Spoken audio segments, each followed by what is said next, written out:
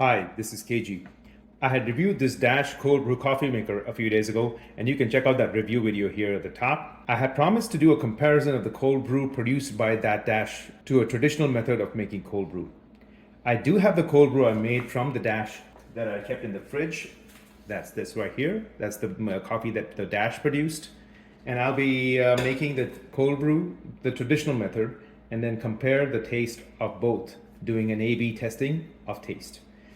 First, to be able to compare apples to apples, or coffee to coffee correctly, I'll be taking other variables out of the equation. So I will use the same exact amount of coffee, the same coffee beans, the same grind setting, and the same amount of water and ratio. Heck, I will even use the same Dash carafe to measure and hold the water. I have poured out the Dash coffee I brewed a couple of days ago into another vessel. That's this one right here. And then the Dash carafe is now empty for me to use for this method. Here it goes. Get this out of the way. So this is the jar I'll be using. I don't have a mason jar at hand, but I'll be using this to steep the coffee in the fridge. So let's first measure the coffee. My scale. This is the same coffee that I used last time on the Dash, the Ethiopian light roast. Measuring this out. So last time I had measured 160 grams of coffee. I'll do the same this time. Unfortunately, I have to do it multiple times. This doesn't hold all the grounds. And the grinder is still set at the same 8 setting that I used last time.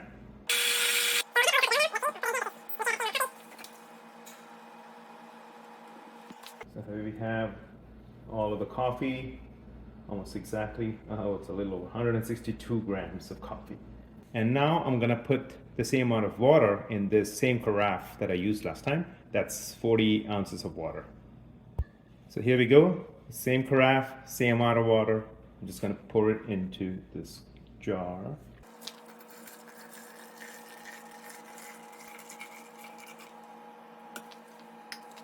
I'm just gonna give it a little stir to make sure everything is soaked.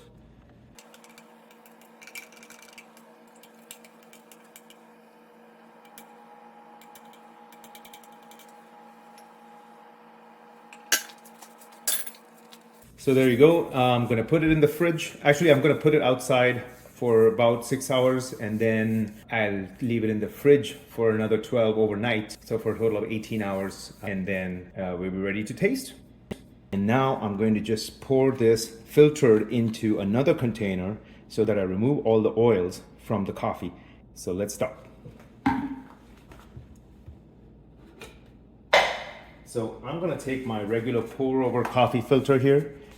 This is a very fine paper filter, so it should separate out all the oils from entering the coffee. So I'm gonna just put it in here. Now I've had instances where this filter breaks from the weight of the coffee. So I'm gonna just kind of do a double filter. So there's one. And then I'm gonna add another one just so if this one breaks, the second one can still catch it. One second filter.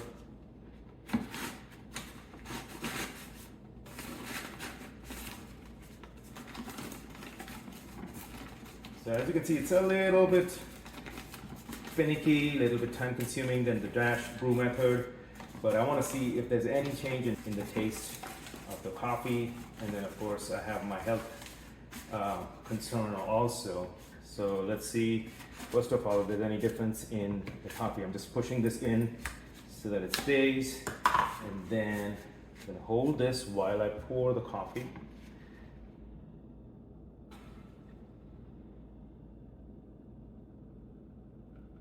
So this is gonna go slow, so I might have to do it in multiple batches. I'm gonna keep doing this until all of this is poured into this second container. And then this second container would be what I use to pour cold brew or make cold brew from. I'm just gonna put the cover on in case the whole filter slips inside. So as you can see, it's slowing down a whole lot here.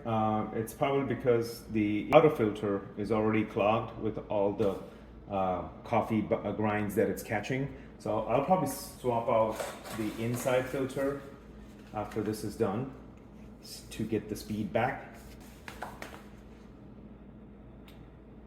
So as you can see, it's a little bit of a tedious process, and I do end up using 3 or 4 filters, but we'll see how the taste measures up. There you go. That's the last of it. Let this finish, and then we can have a taste test between this and the Dash brewed cold brew. So that's my cold brew using the traditional method, using my filters, and I still have my Dash brewed cold brew. All right, here we go. Have my coffees ready. This is the regular method, and this is the Dash cold brew method.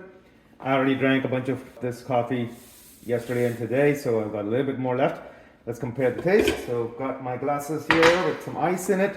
So I like to dilute with at least some milk and some sugar.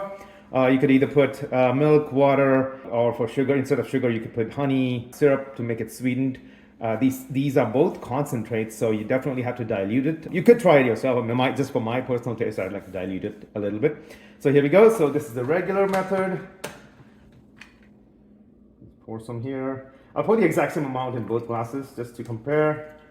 So about halfway. All right, and I'm going to use the Dash one in this glass. Same amount of coffee, about halfway. All right. And then same amount of milk as well.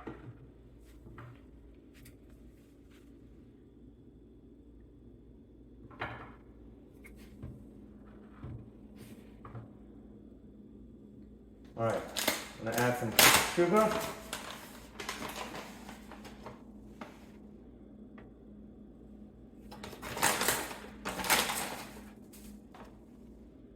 Same amount of sugar, more or less.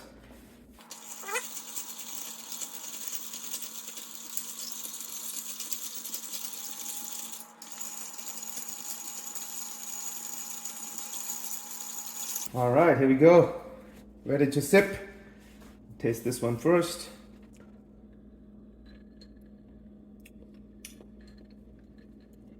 Very good taste.